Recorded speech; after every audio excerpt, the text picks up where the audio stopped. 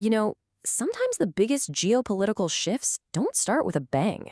They start with a pen stroke on a tariff document. A massive change is happening on the world stage right now, all because President Trump's trade policies had a completely unintended consequence.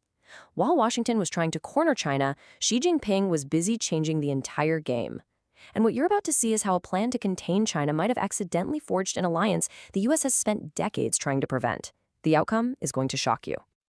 So let's just start right here. The single biggest strategic mistake, I mean, wow, that is a heavy statement. But honestly, when you really unpack what's happened, it's not an exaggeration at all. We are talking about the potential unraveling of decades of carefully built American foreign policy in Asia, and it's creating a new power dynamic that could reshape our world for generations. So, what we're going to do in this explainer is tell that story. It's a classic case of a geopolitical strategy backfiring in the most spectacular way possible. We're going to break down how it all went down, step by step. And hey, if you want to stay ahead of these kinds of crucial global shifts, you really need to be subscribed to Geopolitics Gazette. Go ahead and hit that button now, because you are not going to want to miss where this story goes. So, where does the story really begin? Well, it starts with a handshake. A handshake that probably sent shockwaves all the way through Washington, D.C. You have to picture the scene. After years of escalating and frankly brutal hostility, China's top diplomat, Wang Yi, just shows up in New Delhi for high-level talks. For anyone who follows this region, this was, well, it was unthinkable. And when I say unthinkable, I really mean it. Just look at this history. This is not some friendly rivalry. We're talking about deep, deep-seated mistrust. It goes all the way back to a full-blown border war in 1962. And this is an ancient history. Just a few years ago, their soldiers were literally fighting each other to death in the Himalayas. They even suspended all direct flights between the two countries for over 3 years.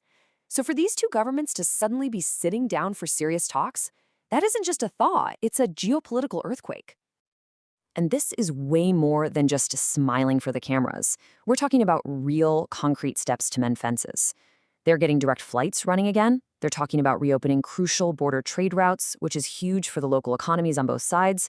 And Beijing is even promising to make it easier for India to import things it desperately needs, like components for fertilizer to feed its massive population. These are the real nuts and bolts of putting a relationship back together. So the big question is, why does one handshake between two other countries matter so much to the United States? To get that, we have to zoom out and look at the grand chessboard of American foreign policy. For decades, I'm talking 5 U.S. presidents in a row, from both parties, the playbook for Asia has been exactly the same.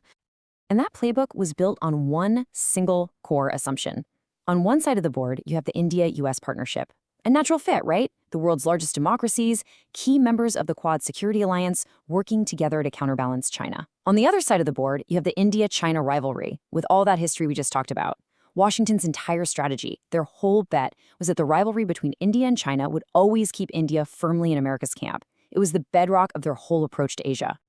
And you know what? For a long, long time, it worked. It worked perfectly. India was leaning closer to the West. But then, something changed. That bedrock assumption that seemed so solid for so long, it just shattered. So the billion-dollar question is, what happened? What could possibly be powerful enough to upend a strategy that seemed foolproof for decades? Well, here's the ultimate irony. The answer lies in the very strategy the U.S. designed to isolate Beijing. It was a high-stakes gamble of confrontation and economic pressure that ended up having the exact opposite effect. Instead of isolating China, it started to isolate America from one of its most critical partners. And it wasn't one single thing, it was a chain reaction. First came the broad U.S. tariffs, putting economic pressure on everyone, including allies like India. Then came a very specific demand. Washington told India it had to stop buying affordable Russian oil.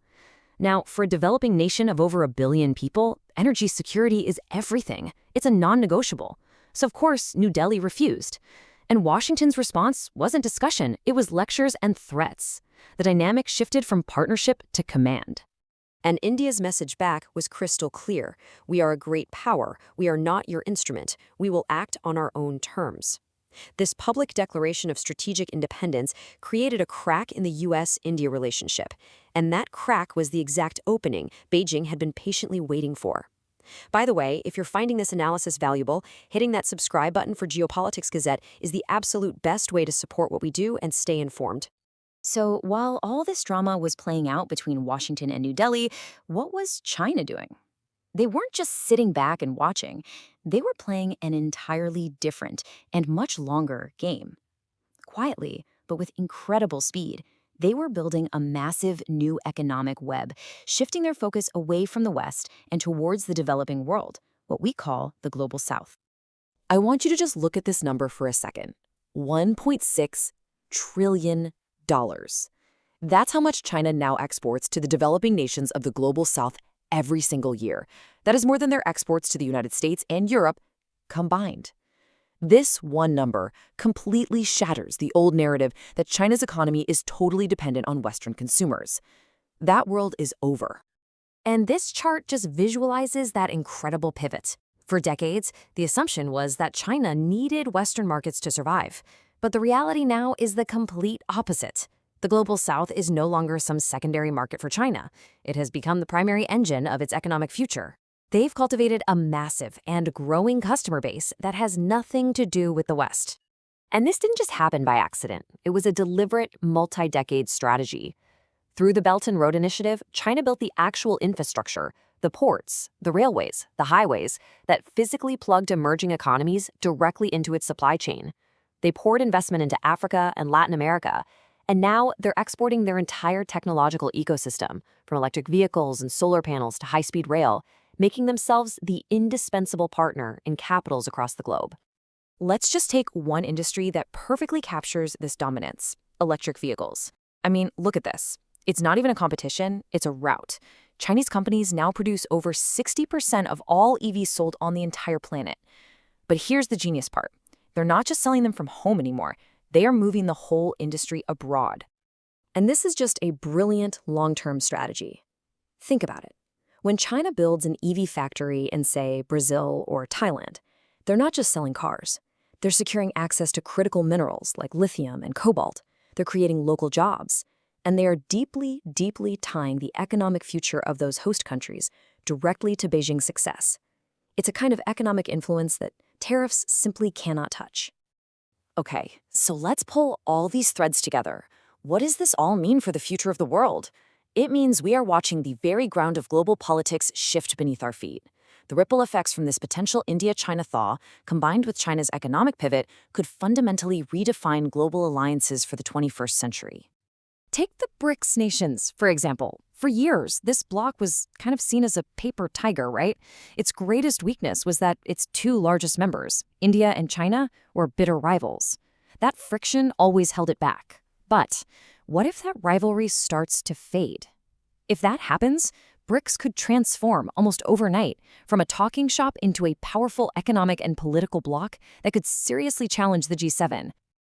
And consider this. This is the really wild part. Even with soldiers clashing in the mountains and years of icy diplomatic relations, the trade between India and China already tops $135 billion a year. That's their baseline. That's what they achieve while being strategic adversaries. So just imagine the potential if those barriers start to come down. What happens if those border trade routes fully reopen? What if they start signing long-term deals on energy, technology, and infrastructure? The economic potential that could be unlocked between them is enormous, and it would dramatically accelerate the shift in global power away from the West. And that, right there, is the ultimate takeaway. What we're witnessing isn't just a temporary squabble between allies. It is the opening chapter of a brand new era in global politics. The age when a single superpower could set the rules for everyone else is ending. A new, multipolar age where rising powers build their own parallel systems with their own rules is beginning. And this leaves us with the final, defining question. The world is changing, whether Washington is ready or not. So, will the United States adapt its strategy? Will it learn to treat proud independent nations like India as true partners rather than subordinates? Or will it be left watching from the sidelines as other countries write the new rules for the 21st century? The answer to that question is going to shape all of our futures. That handshake in New Delhi was not the end of this story, it was barely the beginning. The shifts we've talked about today are going to keep evolving and reshaping our world in ways we can't even predict yet. To make sure you don't miss what comes next, subscribe to Geopolitics Gazette and join the conversation. The future is being written right now.